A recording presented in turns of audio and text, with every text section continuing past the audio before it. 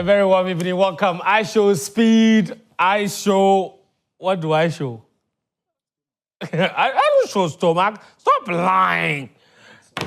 Welcome. This is Sports Zone on Joy Prime. My name is Fentio, Tahiru Fentio. The whole crew is back. After several weeks, I've missed all of you, but we are back with a bang. We brought you IShowSpeed. And IShowSpeed's favorite water is one of our sponsors, Pure Water. Oh, Charlie. The show is proudly brought to you, of course, by Piva Beverages and also by Guinness. This is Sports Zone. We're on from now till 11:30 p.m. with unrivaled perspective on some of the best talking points from the world of sports, from now to 10:30, of course. Now, listen to me. It's been an amazing weekend of sports in action. Here in the Ghana Premier League, Media must stretch their lead at the top, but Kumasi Asante Kotoko keeping tabs on them. Hearts of Oak also secured victory. We will look at that. The Black Stars have announced another friendly game, this time against Austria in March, so they will now play 2 matches against Austria and Germany. We'll take you to England, where Arsenal missed a massive opportunity to extend their lead at the top of the Premier League table. Manchester United cutting them into pieces at the Emirates. What is the magic of Michael Carrick? Speaking of magic, it was Estevao who came in and provided it for Chelsea as they completely destroyed London rivals Crystal Palace. Liverpool, on the other hand, their troubles continued yet again with a last-minute defeat against Bournemouth. We'll review all the action from the Premier League. We'll take you to Spain, where there were victories, of course, for Real Madrid and Barcelona. Barca continue to lead the top of the table. And there's Champions League football, of course, so we will look ahead to the last round of matches in the group phase of the UEFA Champions League. My name is Fentio, Tahiru Fentio. It's lovely to have you join us. The show is live and interactive, which means you can get in touch with us using the hashtag SportsZone. We've shown you some of the videos from IShowSpeed stream here. Let me know if you've been watching, what's your favorite moment from IShowSpeed? Because you see, and the thing is, IShowSpeed transcends everything. It's a sporting star, cultural star, musical star, WWE. So it's sports. It's very important. That's why we are talking about IShowSpeed. Okay? IShowSpeed. I just show ball head. But okay, anyway, that's a conversation for another day. All right? I don't know what Sicho shows. I don't know what Cranton shows. Anyway, guys, welcome to the show. I've missed you guys, man. How you doing? Yeah, man. Doing well. Hey, this guy went to the barber shop. Quick, today, no. Today, no. I said, well, my brothers are coming, so I have to look fresh.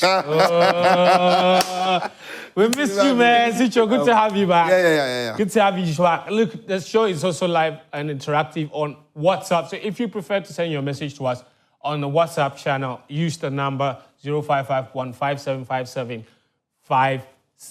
Okay, 0551575757. It's a really simple number. Send me your messages.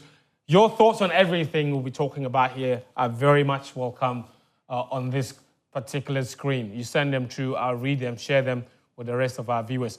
It's crazy that IShowSpeed has come to Ghana. It's gone straight to book on boxing, and I think that is probably the most ideal thing to do. Boxing is, I don't know, it's definitely a national sport, I guess, right? He couldn't have gone to play football. I mean, I don't know. He could have, but... He could have. Monday Stars, right? He could have gone to play Monday Stars. He did a sprint and then went off to the boxing. Yeah. Oh, yeah, he did a sprint, huh? Yeah. Who did he face?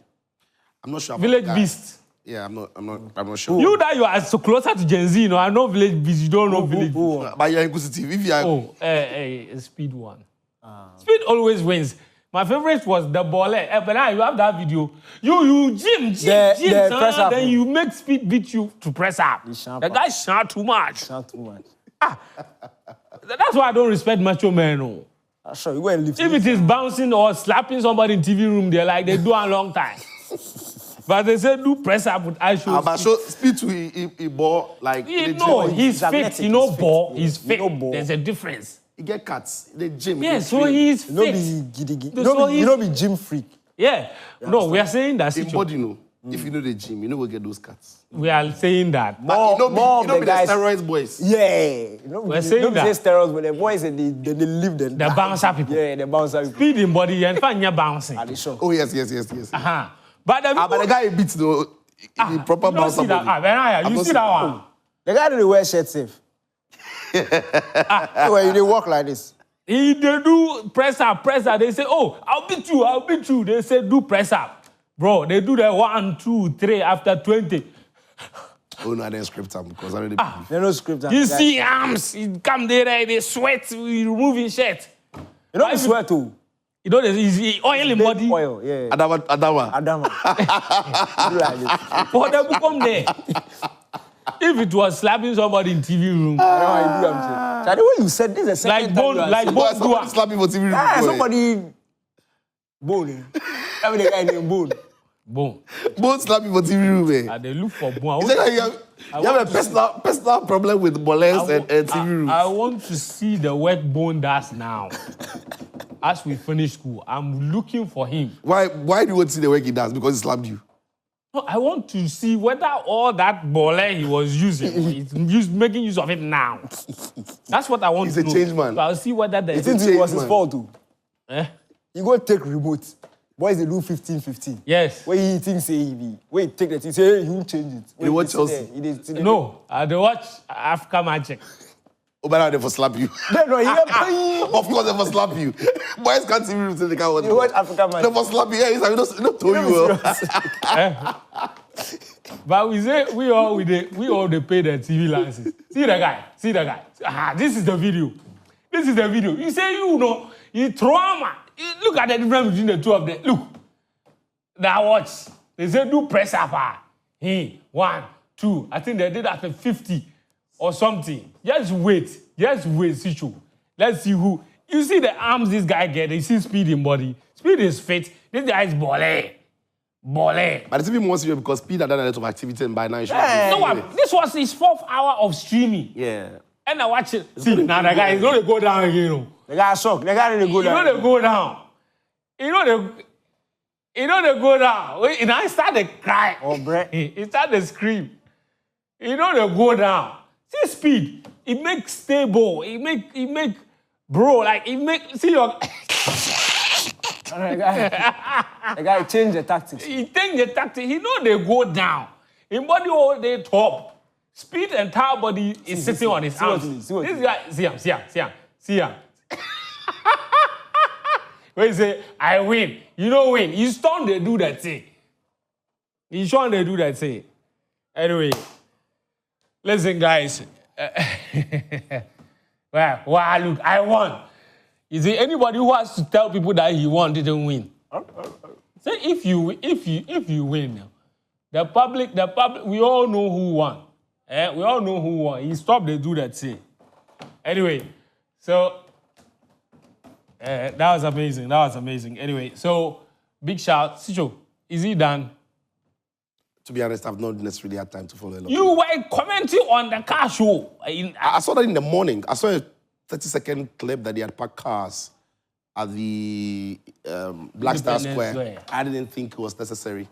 But I've not, to be honest, had time to... You didn't think it was necessary? Yeah, I didn't think it was necessary, man. Cars... You know what? Listen, maybe I'm wrong, but I didn't see what are you really showcasing, I mean, when it comes to Ghana and cars. It's not like we assemble cars or we make cars or we are known for automobiles. It's not a thing for Ghana. It's not something that somebody's coming to Ghana to see. Flex. They say be flex. Yeah, I didn't catch the drift of that. So I just thought, cars that I saw in the morning, not sure. But I've not necessarily had the time to follow the, Yeah, Speed like I hear it's been great. How's it? Yeah. Great. It was good. It was good. I mean, the point is, it's become more important now because it appears to me like the African countries are all comparing what's happening in everybody's country once he's there. Do you think people learn more about Ghana like people perhaps learned about... Do you think people learn more about Accra like people perhaps got to know about Cotonou when Speed visited Cotonou and Accra? I think it's more of what wasn't known and what's become known. So Accra, to be fair, Ghana is very popular. Yeah. Let's establish that. Ghana is very popular. From my year of return, like it's super, super popular. Kwame Nkrumah is super popular. And it's a very popular... Accra is the biggest tourist destination in West Africa in terms of absolute numbers. It's Ghana. Okay? Nigeria's number is because of their population, but in terms of tourist numbers, just for tourism, Ghana has the biggest numbers in the whole of West Africa.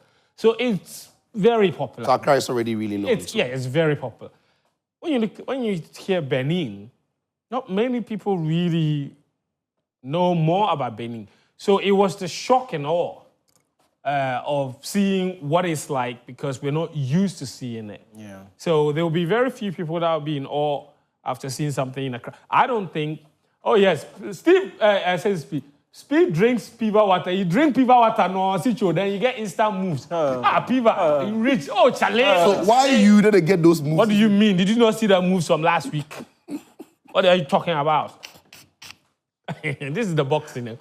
I honestly don't think that there was so much more new stuff that people learned about Ghana or Accra that they didn't know before. I thought the Ikropon trip was probably the more significant thing on his entire Ghana stream because I saw people, the mountains is very beautiful up there. I saw people asking, which part of Ghana is this? Like, that sort of thing, right?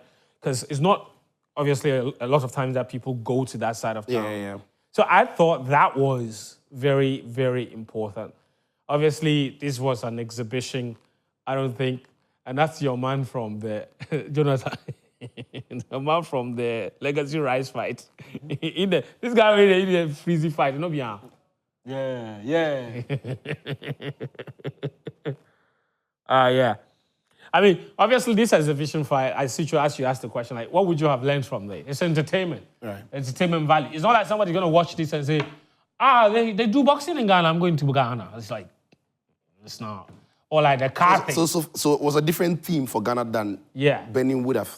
Mm-hmm. Because everybody knows what opportunity to grab from, the eyeballs that he draws. I mean, and Numbers are crazy. He says he's home. His mother is Ghanaian. For real? Yeah. He's talked about it many times, actually, on different streams. But I think there might be some kind of frustrated relationship there. And in the Ikropon stream, there was a video where the bodyguard just ran into his auntie. Rudy, his bodyguard is Ghanaian as well. Right. Ran into the auntie, and Speed's like, "What are you doing?" It's like, "That's my aunt." Oh, right. It's just like that. Just happened. It just happened. That was a cool moment. So anyway, guys, let's switch and talk football. Welcome back from Morocco. Hey, thank you. Good to be back home. Yeah. And welcome back too. You're talking as if you're not there. Oh, thank you very much. Yeah. Oh, you see that meme? What's that meme?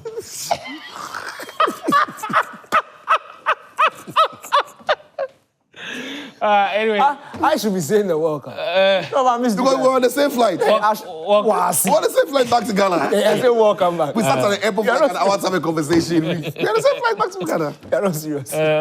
Welcome back. Welcome us. Welcome. No, thank you very much. Thank you very much. All right, guys.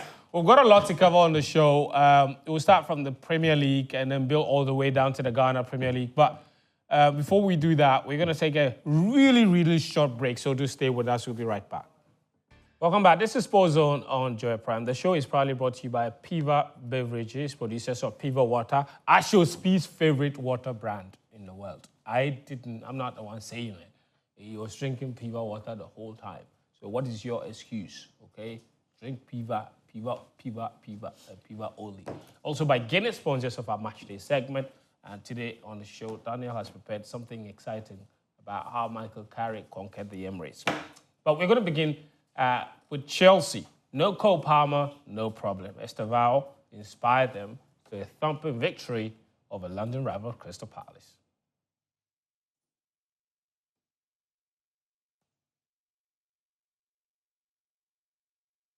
All right, so quite a lot to unpack from the weekend of Premier League action. You saw that Anton Semenyo scored again, his third goal in 4. It's just unbelievable. What a start to his Manchester City career. Incredible stuff. Guys, we will go back in that order. Not in that order, but we'll go back. Semenyo and Man City. Why is it such a perfect match? At least up to now.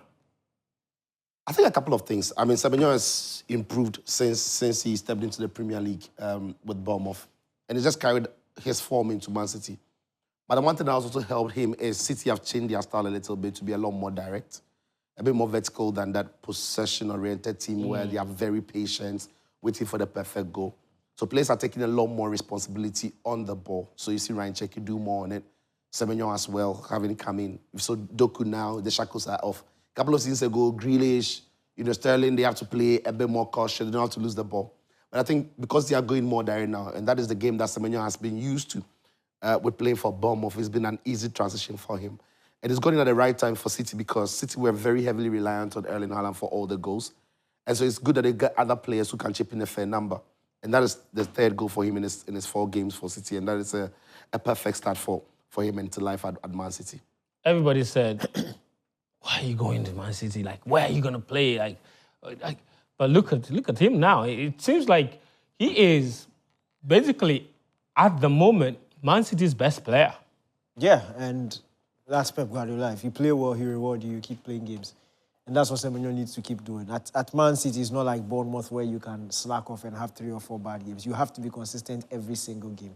We saw Mamouche coming in and scoring, knowing that the next game he's going to sit on the bench because he's competing with a certain Haaland. But aside that position, every other position is up for grabs. And Semenyo knows that he has to keep on banging in the goals. Not just the goals, assists also, big performances. And we saw a big one from him against Wolves. Obviously, the Man U one wasn't the best of performances. But for me, I thought he was the best City player in that game.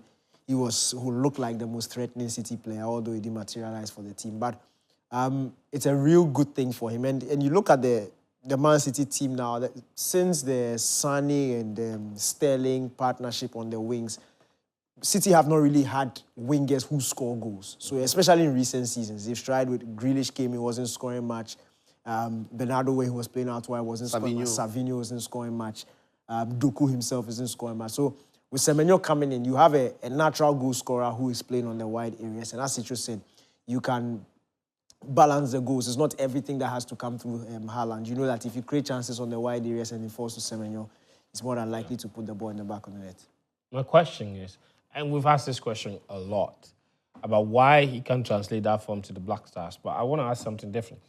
Is there something different about his game at Man City that could help him do well with the Black Stars? It's difficult to tell. It's still very early to tell. I think almost every player struggles in the Black Stars, to be honest. It's not a Semenyo thing. It's not an Aki William thing. It's not, unless you are Jordan. It's not, even Jordan struggled a lot until we accepted that he had to go down as the number 9. We normally would play him in a position where it won't favor him. I don't think it's a Kudus thing. Kudus is great when he plays for his club, or at least when he was at West Ham. Could be replicated here.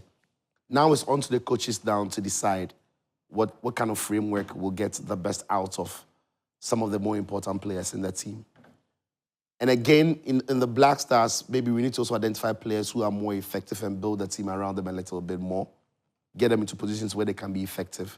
Ask them to do the jobs that is similar to what they do in their clubs. And when you completely flip the script and they are doing different things from what they do in their clubs in their national side, you don't necessarily expect the same results in the end. So Toado and his technical team have got their work cut out for them because we've seen the players that when they go to their clubs, they've got goals, they are threatening, they are world-class attackers. Now we need to see them do that in the Black Star shirt. Yeah, Fatau also scored this weekend. Again, obviously. And I was shocked to find out that his goal didn't win the championship goal of the month. There was another volley that won it. I looked at that volley and I thought, this is scandalous. It's votes, so. Huh? It's about voting. And I'm saying that the votes are scandalous. It's not scandalous. They're voting for their favorite.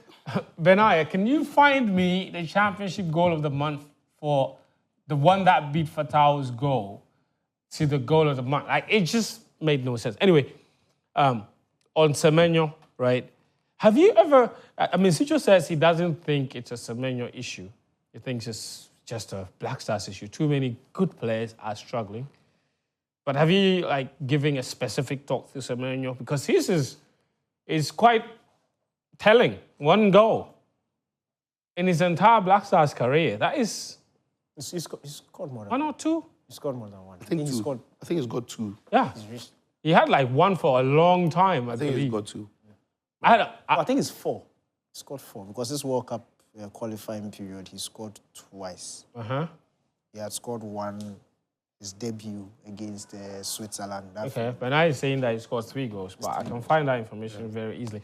But still not, obviously, the 10 that even he would apply, obviously. It's not the best. But have you ever given your thoughts why he specifically might be? Because at the moment, he is our most outstanding player. And yet when it comes to the Black Stars, he looks so average. Look, and I think about Semenyo is also, he's missed some really big chances in the Black Stars. So it's not like That is true. He's a passenger in games. He gets on the end of some good opportunities, but he just doesn't seem to score. And for him also, yes, generally, over the past 4 years, the Black Stars have struggled. Everybody has struggled. But in the past year, I think the attacking players have seemed to thrive. Especially, yes, this year when we scored 5 times in 2 different games this year, and he played at least more than 60 minutes in both games.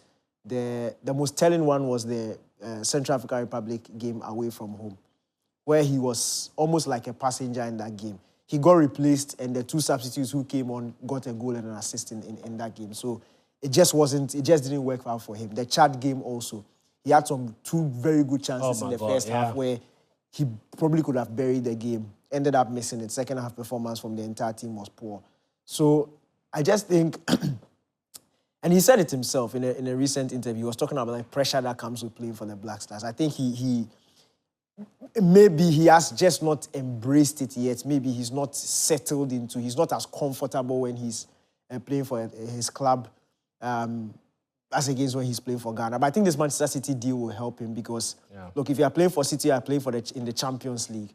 By the time the World Cup comes around and he puts on that Ghana shirt, I think he would have played at a top level, not just the Premier League in terms of Champions League. And the pressure that comes with playing for Manchester City, the understanding that you can't have a bad game, it will help him brace himself for the challenge that the World Cup will throw at him. So I think it's a positive move, and it helps Ghana also. It helps him, the player, and obviously if the chances will come at the World Cup, I don't think we'll see the Semenyo and the Black Stars that we've seen. I think we'll see a much improved Semenyo at the World Cup. So Semenyo has scored. I think just 3 goals, yeah. Yeah, 3 goals. The first goal, his first competitive Switzerland friendly, his first goal. Then his first competitive goal, the winner against Angola. That's the most standout one for me. Yeah. And then against Chad. A kind of scrappy goal, but he finished it off. Yeah. And I think now, when Semenyo came into the national team, he was just a good part of the team, a good player who's coming to the team. Now he has to be a part of it. But after the number of years he's been here and the progress he's made in his club side, he probably is going to come back into the national team this time as one of the leaders, as one of the players who can no more be on the fringes. He's not going to look up to Jordan now, maybe now Kudus and others party to do the job. He's going to be one of those players who Ghanaians and he himself will be expecting to live up to the bill, and maybe then that could bring out the Semenyo, because we saw him in his club, Bournemouth. He was the go-to man, and he lived up to it. Now that he can be one of those players in the Black Stars, maybe that brings the best out of him. So let's see. Okay, so that's the word on Semenyo. But if you have an idea for why you think, I don't want to focus on why he's struggling with the Black Star, but how you think we can get the best out of him in the national team going to the World Cup. Very much interested in your thoughts. Send me a message, 0551 575757. I will share that message with the world. But let's talk about Liverpool briefly. 3-2 defeat at the hands of Bournemouth. Van Dijk, that's not a good end for Van Dijk, because this, not just this season, but this season in particular has been remarkably poor. Should he just, at the end of the season, say, you know what, the end is here, let me just leave? Because it gets embarrassing every weekend. It's one mistake, one baby mistake after another. Yeah, look, Van Dijk has been a very good defender for Liverpool. I've never really been on the argument that he's the greatest we've seen in the Premier League. I don't believe that. I think he's great. And he's been a very big part of what they've achieved in the last 8-10 years. He's been very good. But I think a player like Van Dijk and the way he plays, he's a good leader, he's a good talker and everything, he organizes well. But he needs a lot more perfect things happening around him for him to be a proper centre-back. He's not a centre-back that when everything is not going well, he's going to put in that tackle, he's going to chase down that ball, he's going to do that dirty defensive work that is the last resort. He needs his DM to be good. He needs his fullback to be good. He needs his partner to be understanding. He needs his goalkeeper to be making the right calls. And what do we see in this Liverpool team? Midfield is not compacted enough.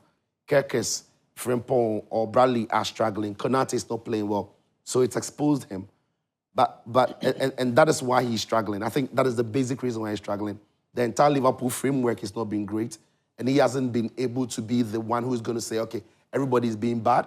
But when you look at me, I'm the one who's keeping my head above the water to say I'm still doing my job. So he's that defender who is great when everything around him is almost perfect. When his fullbacks are great, goalkeeper, partner, and centre-back, and his DMs are playing right. And I think that is why he's struggling. If Liverpool can sort out all the other things around him, they've still got an incredible leader who can lead the back well. But can they fix all of those things around him to get him to do what we know he can do? Maybe not now. But what about the individual? So the individual mistakes stem from what now? Like, that's what, confidence issue? Yeah. No, of course. That's when you talk about, like, I get your point. I'm looking at his general performance. No, I get it. Individual. Yeah, and then he's got quite a number of individual errors. Yeah. The volleyball, I mean, you don't need good players around you to do that. No, so... Like, this was a miscontrol like a miscontrol ball. Like, he's got possession. But it was poor judgment. No, it was poor judgment. That's what I'm saying. Poor judgment. It was lackadaisical. It was actually lazy. It was a lazy... Look, if you want to clear the ball, just do it big time. Clear it like a defender would. Like, those Get things... yourself dirty. Jump at it. Swipe your foot at it. Those things, you don't need good players around you to do. No, I'm saying... No, that was... No, I get you. No, I get it. Right? I get it. But I think all of that now is also beginning to affect his confidence. Right? Because a confident Van Dijk just gets up in front of the defender, maybe shields it, or maybe cushions the ball to the goalkeeper. That's something which is cool.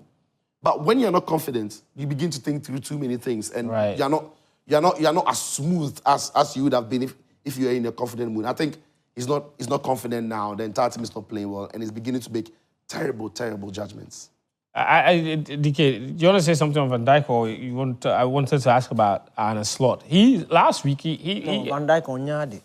Oh, you can't just say generally that Van Dijk on Nyade. No, it's not generally. At the moment, he's not good. You started the sentence, I finished it. At the moment, he's not good. Oh, okay. Right. It's plain and simple. But you see, I don't like when people pick and choose who they feel like they want to put the blame on. Right. If Van Dijk didn't have that silky, sweet, sexy hair, and he was looking like Maguire, the whole world would pounce on him. The entire world will pounce on him. And making those kinds of errors? Making those kinds of errors. Of course. Jumping and playing volleyball in the Champions League game. They hit a long ball. You have time to handle it. You are just standing there. And you see, sometimes I think that he feels... He's too big. He's too big to do like somebody's afraid to come and pass by. Yeah. So, sometimes he feels too big to slide or too big to jump and head the ball. Like, what was he doing? I don't know, man. And at the end of the day, they will still find somebody else to blame. But it's a serious problem. And I say, you see, the thing is, when you have the leader making these sorts of mistakes, it's very telling on the rest of the team. Kerkes will, to whom much is given, much is expected. Kerkes will make one mistake and the whole world is pouncing on him. Konate makes a couple mistakes, everybody is saying he should leave. I think Van Dijk is making these mistakes, and it's not one. 1, 2, 3, 4, 5, he's making these mistakes. Yet, people are still making excuses for him. Then if Van Dijk is making these mistakes, then he shouldn't be going at the rest of them. Because they are nowhere close to his level. So if he is making these kindergarten mistakes, then the ones who are kindergarten who are making mistakes that we all expect them to make, it shouldn't be a big deal at all. He should check himself, because it's bad. The reason I wanted to ask about Arne Slot is that I think the managerial changes that have happened in the last few weeks, he's beginning to play with his head. He said that he doesn't understand why any fan would call for his head and say he has something to prove when the club has won 2 Premier League titles in the last 30 years, and he's won one of those 2. So he has nothing to prove anymore. At the moment, we've got only 2 managers in the Premier League who have won the title before. Managing at the moment. Yeah, that is true. But then, obviously, you win against Marseille 3-0. It's supposed to give you confidence. You come in, okay, you fight back to 2-0, and then they forget that the other team is also dangerous, and they throw everybody forward with no caution. They get punished. They probably should have conceded earlier than they conceded. But Liverpool have got this problem here. They don't score from set pieces. I think that Van Dijk header from the set piece was like the first time in a long time they have scored. In many attempts, they scored from set pieces. And they are conceding a lot of goals from either set pieces, or direct free kicks, or corner kicks, or long throw-ins. And the goal they conceded in the game against Bournemouth, we've seen a lot of that happen in this season. And I'm wondering what the coaches... They're not doing anything about it. You know, they are not salvaging it. And when you look at the way they are organizing those scenarios, especially Van Dijk, it's still very poor. Their position is all over the place. And I think and it's not maybe it's beginning to run out of excuses. And they've got some very capable managers now, maybe on the market. That's where I was going. And maybe Liverpool... Xabi Alonso. Maybe Alonso becoming available is not playing with his head, huh? Yeah, but I doubt Slot to be sacked. Well, of course. I think if anything, he'll end the season. Finish the season. He'll go, but he's not going to be sacked. Liverpool are not a sacking club. Interesting. So that's those are some of the results. Tottenham Hotspur, their struggles also continued. I'm not exactly sure what's going on with them. It's crazy. But Aston Villa, bro, 2-0 win against Newcastle, away from home. They continue to put pressure on Arsenal. They are Manchester City, level on points. What a result for Aston Villa over the weekend. But quick word on Estevao as well this weekend. He had quite the game against Crystal Palace, didn't he? In the absence of Cole Palmer. Cole Palmer, consistently injured, is proving to be quite a problem for Chelsea this season. But thanks to the Almighty, they've got a young 18-year-old from Brazil called Estevao with a magical left foot. What a great performance from him. Burying Crystal Palace over the weekend. Chelsea right back into the title race. We'll see how that unfolds. So speaking of title race, we know another team that feels like they're back. Champ, what's your problem? I didn't catch that. Wait. Is it Chelsea are back into what? Title race. The top 4 race or title race? Title race. Look at the table. Title race. I've seen the table. Why don't tell me what I've seen already? Chelsea have 37 points, only 13 points behind Arsenal. That's nothing. 13 points is 4. 13 points is 4 games. Do you know how many games are left in the season? 15. So wait. You are saying that Liverpool and Man United are in the title race. Okay.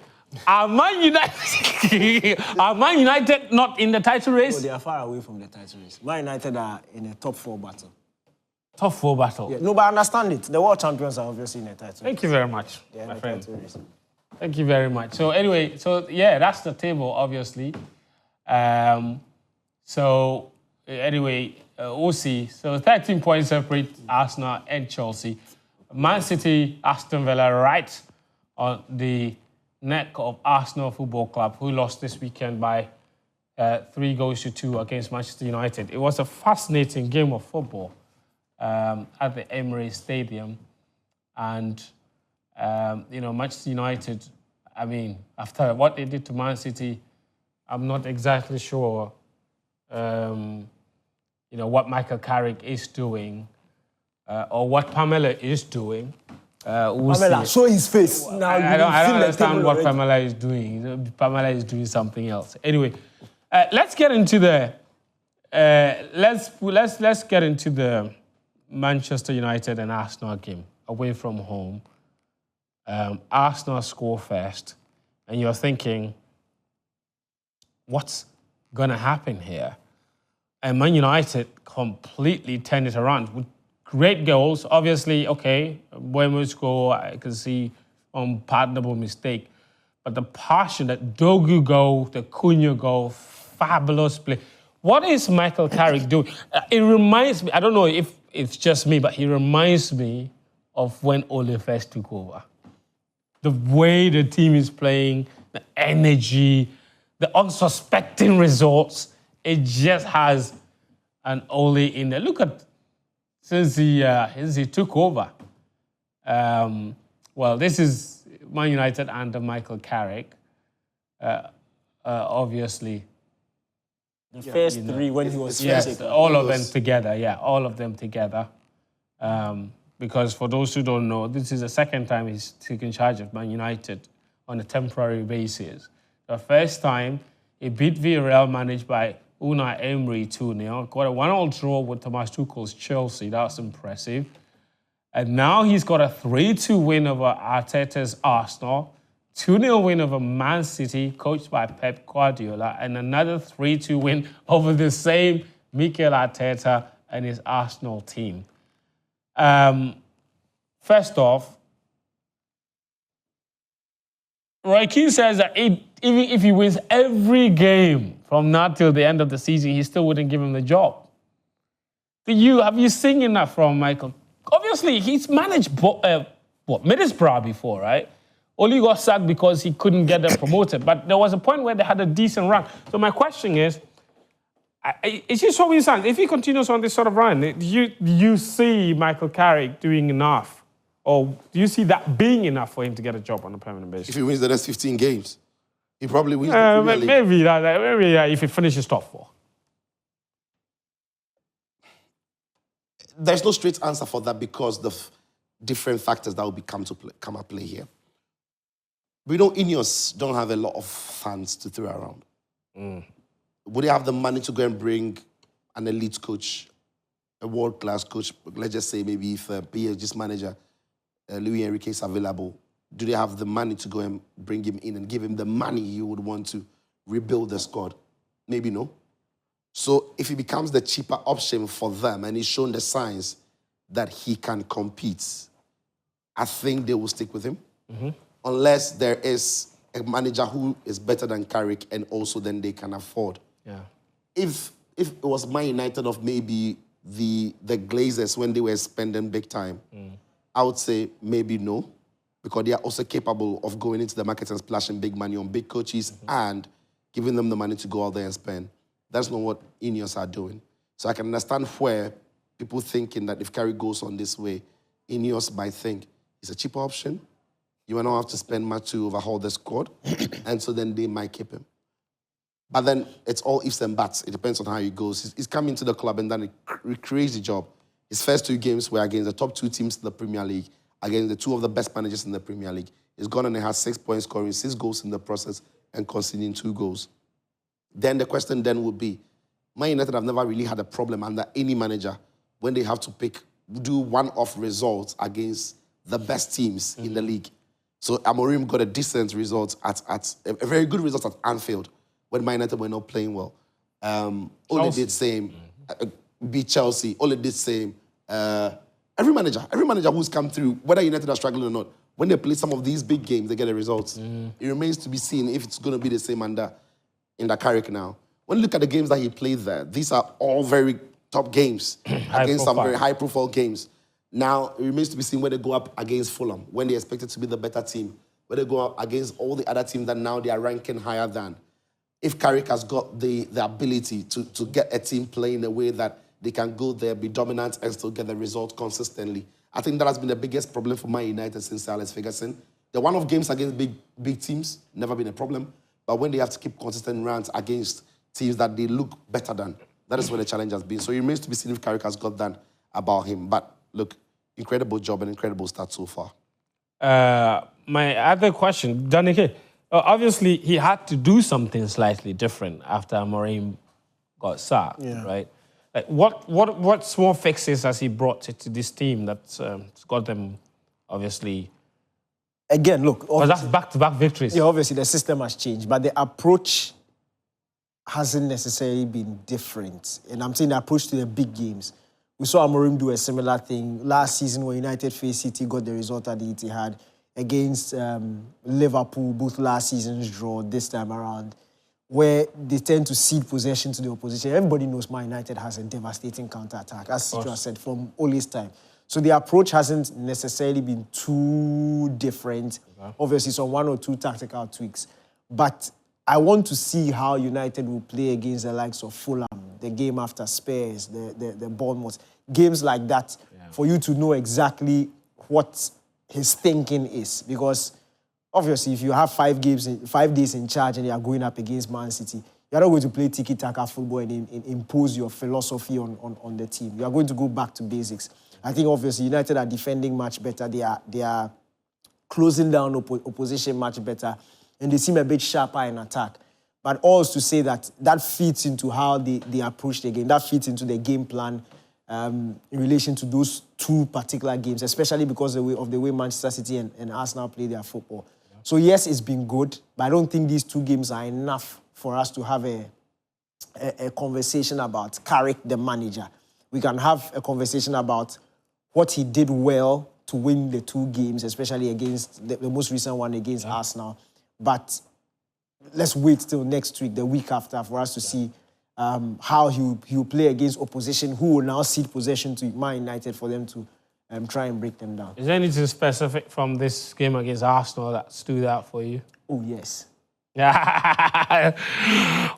are those? That's what you've got highlighted. First of all, I just want to say that Dogu, Patrick Chinaza Pere Dogu, God bless you. You see, I'm a very honest man. When you sin against me, I will come for you. Right. And when you do me good, I will sing your praises.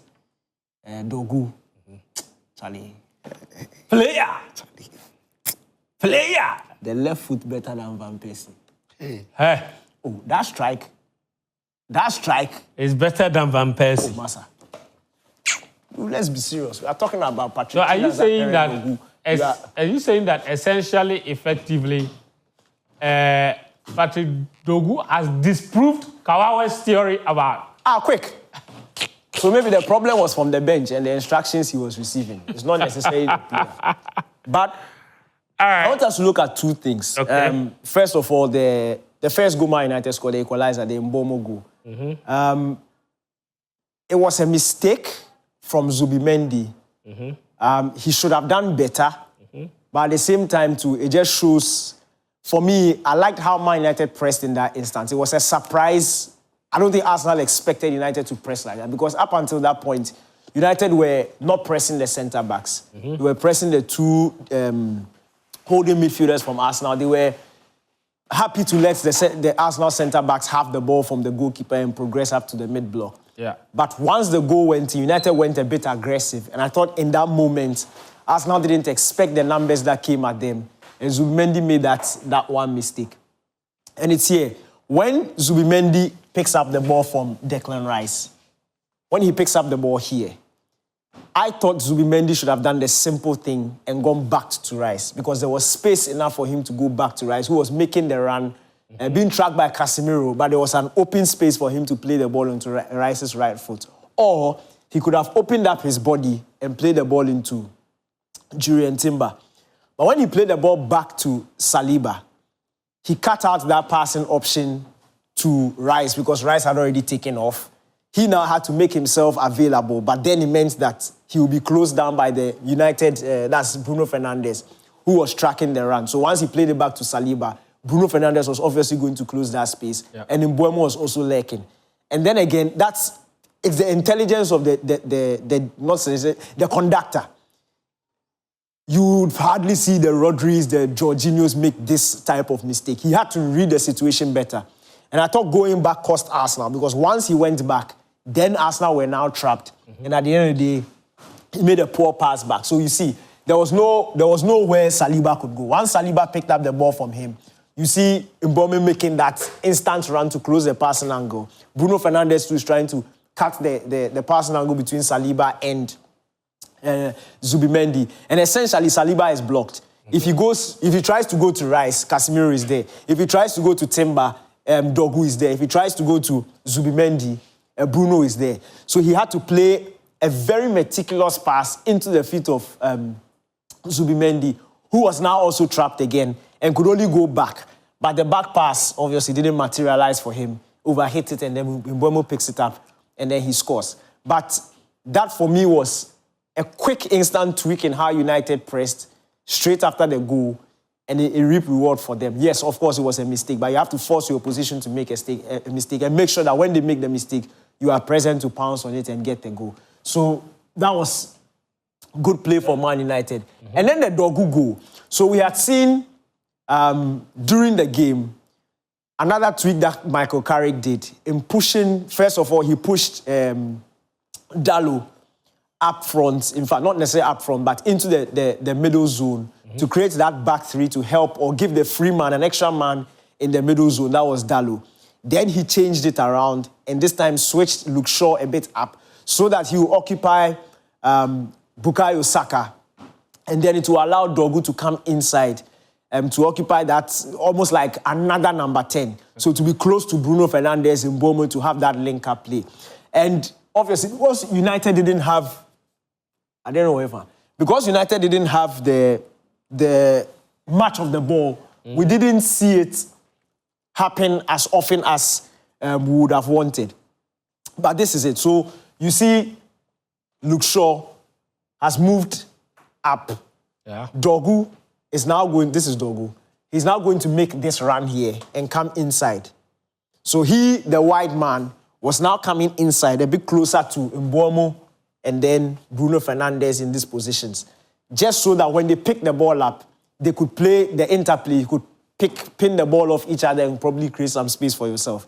And that for me was smart play there by Carrick. So you see Dogu make that run inside. So as the pass is coming, Luke Shaw is moving forward.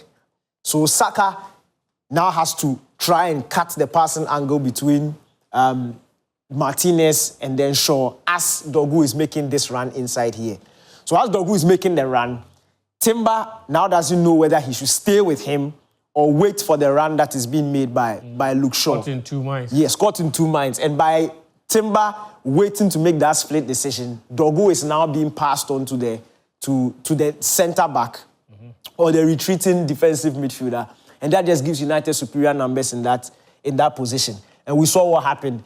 He was able to, so this is the end of the play, he was able to pick it up from him. Dogu makes the inside run, he picks it up from him, and then the 1-2 starts. And it's very simple. The two players in there just pin the ball off each other.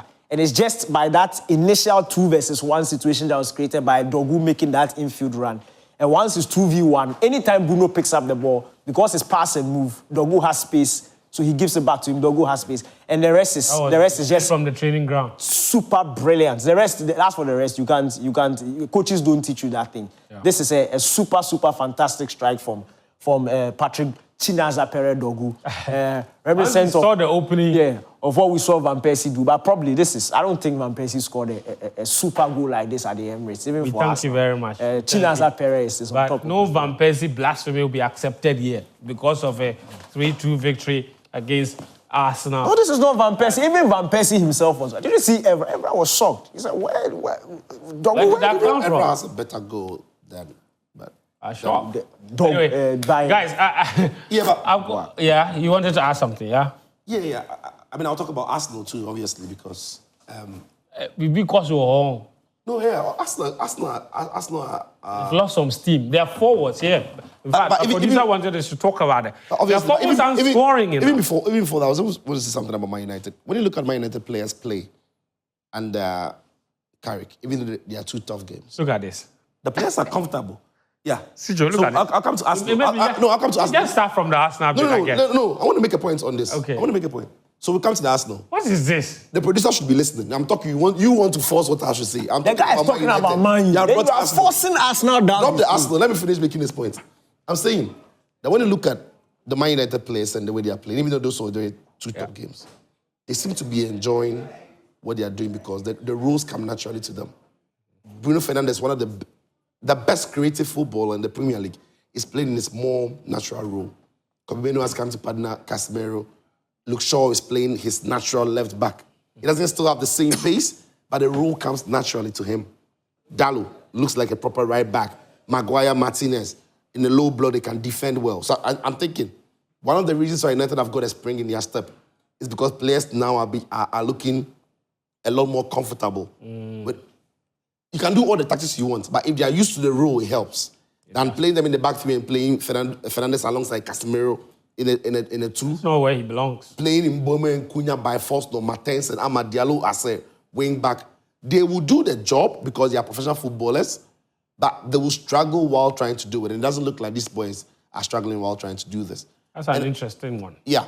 And on the Arsenal point, now you can bring that graphic down. it's time to talk about Arsenal. Look. The 4 was unscored. Look. Huh? Yeah. 13 appearances in all competitions. The last 13, sorry. Saka has no goal. Yeah. Gyökeres, the last 11 Premier League appearances, he has no non-penalty goal.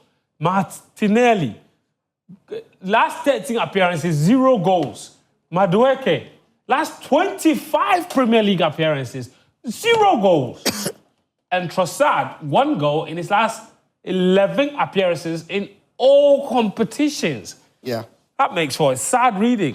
Arsenal, and I've said it here on the show, Arsenal's attack is not as smooth as it should be, considering the talent they have on display. But because Arsenal have been winning games and Arsenal are topping the Premier League, it's become almost an impossible thing to say. But they are a very defensive team that are relying on, the scraps in attack to get them through. Because Arsenal know that 7 out of 10, they won't concede more than 2 goals. Or they won't even concede at all.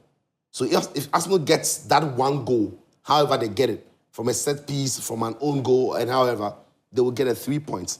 And it's almost as if that is what Arteta has been drumming home to these Arsenal players. When we've seen teams go on to win the league and win it comfortably, these are teams who, in the attacking end, are blowing teams away. Absolutely. They will have a spell where they'll win a game in a scrappy manner and we'll come here to say that is a mark of a champion. But what Arsenal are beginning to make a habit is beginning to frighten me a little bit. And I said it a couple of weeks ago before. You mean fighting the Arsenal fans, right? Yeah, I said it that, look, Arsenal are not playing well, but they need to wake up out of this slump before they begin to drop some vital points. When City and Liverpool or even Man United were winning the league, they will meet Man United in this state of Man United, and City will give them 6. City will catch this Man U team. Even Liverpool and the club, Salah will catch Man U some 4-1, 3-1. When you are the team to beat in the league and you want to win the league, when you play Liverpool at the time you played Liverpool 2 weeks ago, Arsenal should be winning. Nottingham Forest, you should be winning. And when you play Man United, you should, especially when you want to win the league, you should be winning.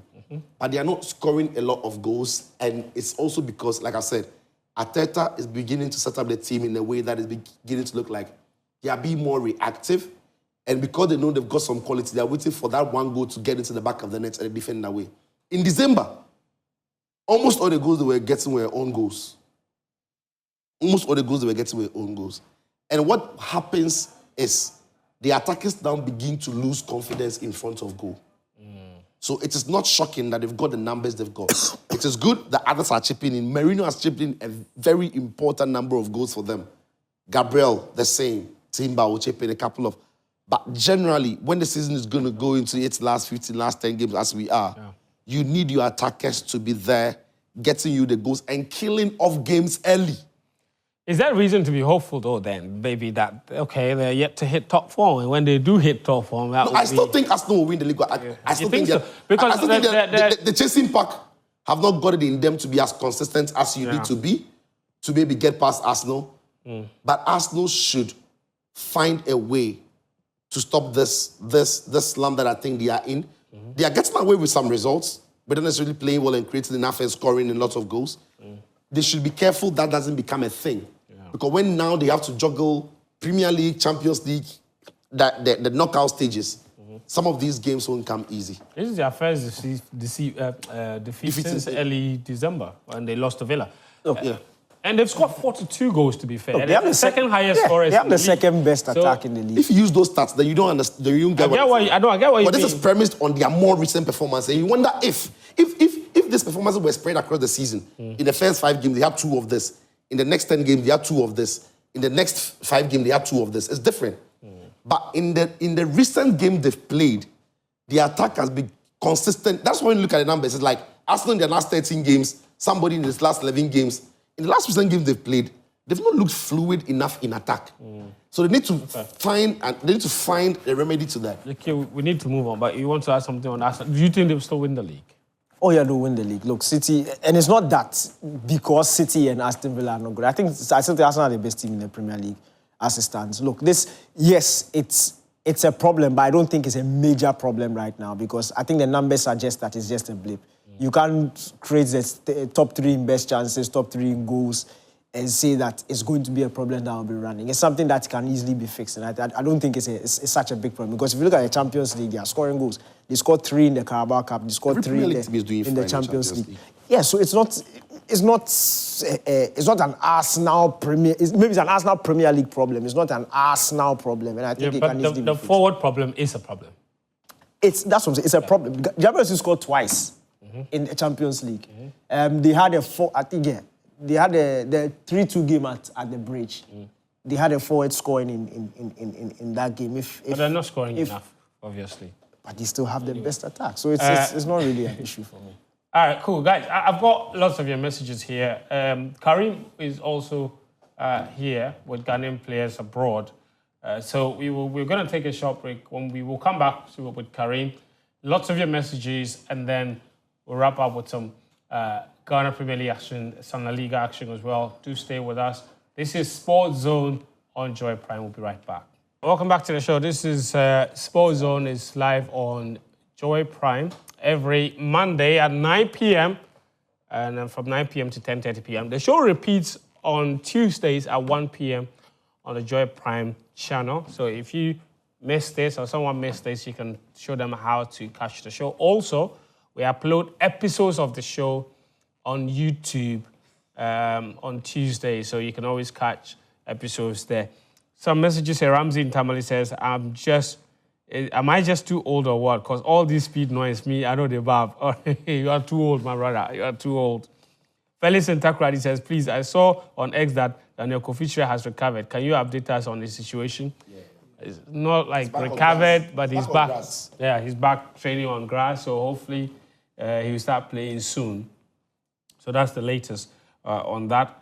Pa from Awuchi says, so Arsenal fans, what be the problem? United scored City and gave you happiness last week. Then we came to your so-called fortress and took that happiness away. Simple. We score who we want, when we want, how we want. I dedicate our new song, Kunya Bruno, Kunya Luke Shaw, to Ballon d'Ogu. Hey, man, you for Mukasao. Francis in Ahafo. Meme says, Fent, we the Man United fans are telling you that we have Stamford Bridge to visit. You know what that means. No problem. You come. Come, eh? Don't worry. Come. We'll be waiting for you. Doc T. Maxwell from Nkoko says, Man United will win the Premier League this year. Thank you, Danik. Good evening, Fent. Why is Patrick Pfeiffer why is it that he still hasn't played a game for the Blasters? Because he's far, far better than Ambrosius and Schindler. And we've given minutes to them and not Pfeiffer. This is Ken in Tema with that message. Interesting one. All right. Hello, guys. Please pardon my words a bit, but I have to say this. We all know it was a bit stupid on both Arteta and Arsenal to let Partey go. But it's even more stupid for the Villarreal coach to bench Partey in the match against Real Madrid. Okay. Who should have sat on the bench for Partey to play? Pap Gay or Parejo? They played 4-4-2, so I want to know, like, sometimes I want to get into your head. Is it Parejo or Pap Gay? You've asked a question, yeah? Managing his minutes. And he says, welcome back, the tour president, a.k.a. Omutu, a.k.a. Tuozafi, the Fentu Haviva Tahiru, Akwaba. This says, good evening, sports. You guys are welcome back to GH, but am I seeing a new fresh haircut from Danike Abdullah Tanko? Of course, Danike has a fresh cut. Razak Walda from Nima, Berlin Bridge, says, I think Man United should give the team to Mike Carrick on a permanent basis because he has done better as an interim coach, so he will do well as a permanent coach. Anyway, Karim is here. Adamu Beni, you want to say something about Karim? Why do you want to say something? I want to introduce Karim. Sorry. Yeah, it's now time for Ghanaian players abroad. Yes. And for that, we have Sweet Talala. Talala Karim. Sweet Talala. Where from that name? Sweet Talala. Are you asking me or Daniki? I'm asking you. No, I don't know. You don't know what? I don't know what the meaning Sweet of Talala. Who is Talala? Talala. Is Talala someone's name? So wait, did you say Talata or Talala? Talala. Petro, you are allowed 7 minutes to close. It's Talata. It's Talata. I don't see a hawk. Talata. So it's Talata. Sweet Talata. Talata. Whose name is Talata? Are you referring to my mother? Talata. Sweet Talata. No, Ask the DK, hold on. question. Answer. I can help you. It's Talala Talata. Talata. Talala. No. If you come to me there, you say you have Talata, don't have time. I won't agree. Betty, Okay. you guys don't have time. Talala Talata Talala. Talata. Talata. You know, like Raymond Kalala. Are you going to allow him to do Ghana? You have time. Talata. And then players are Talala. brought to you by Sweet Karim Talala Talata Talala. Okay, it's okay now. I'll use the rest of the time. You can say what. Oh, go ahead. Go ahead. You see, You can be doing the show and they'll cut you. Go ahead. no problem. I mean, if they catch me, it's better than you saying that you go. We'll get them and go and you'll be here talking. Yes. So, Faithful, the thing is that the past weekend, the defenders and the midfielders, they were doing the defending. And the attackers, they were also doing the scoring. Yeah. So, Nuruddin, this is the second time consecutively he's taking the goalkeeper position. Well, obviously, it's not that he's outstanding today. I just didn't have options. So, the thing is that there were 2 who played, and Atizigi took 4.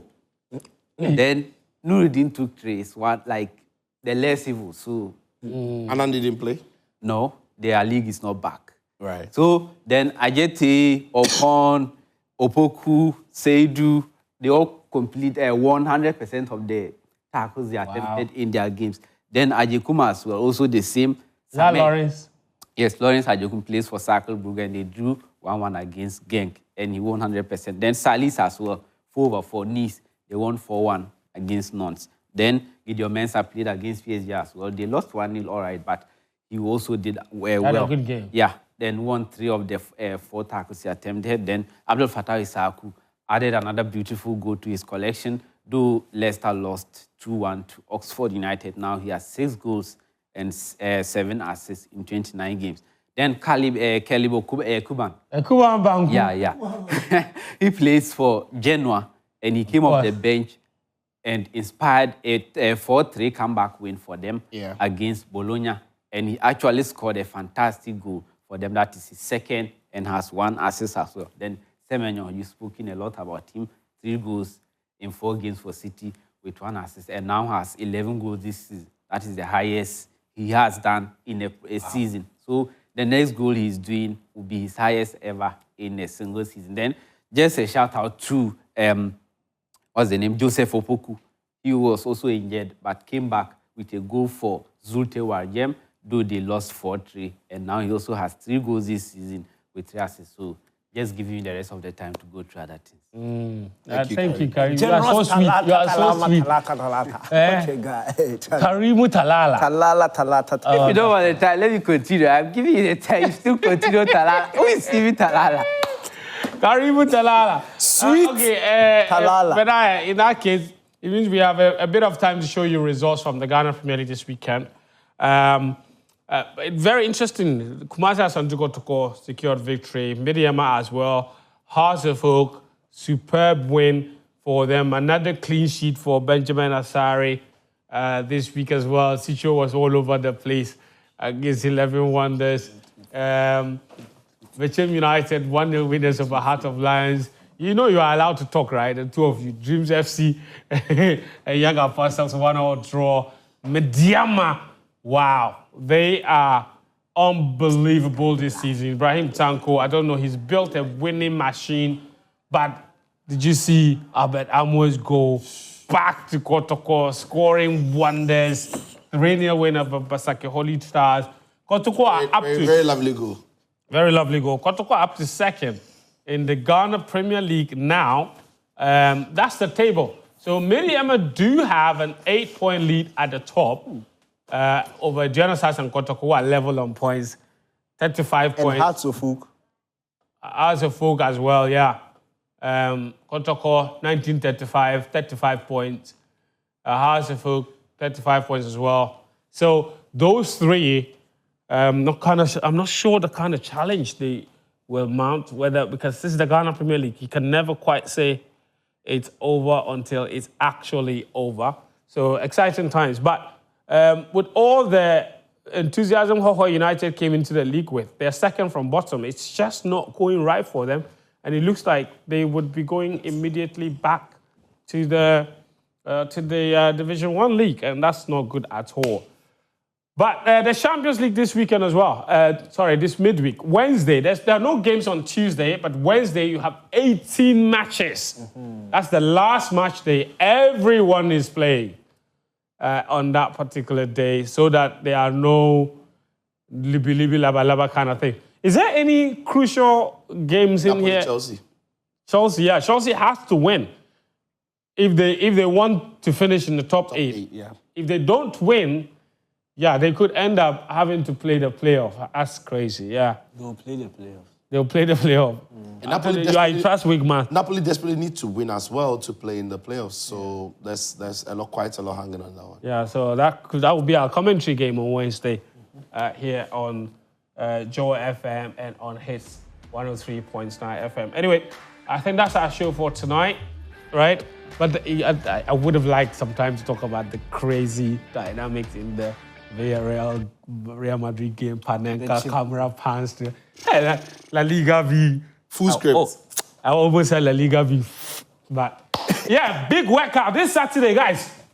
Join us at the University of Ghana Stadium, 6 a.m. sharp. Yes. 6 a.m. sharp. Get your fitness up. Get your fitness up. Get your fitness up to the level of Patrick Chinaza Peredo.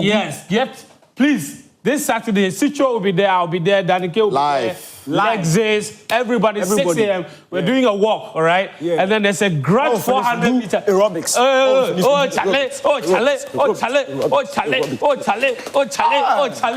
So, see ya.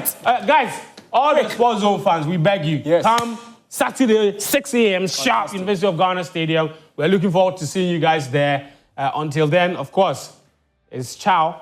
For now, take care and see you on Saturday.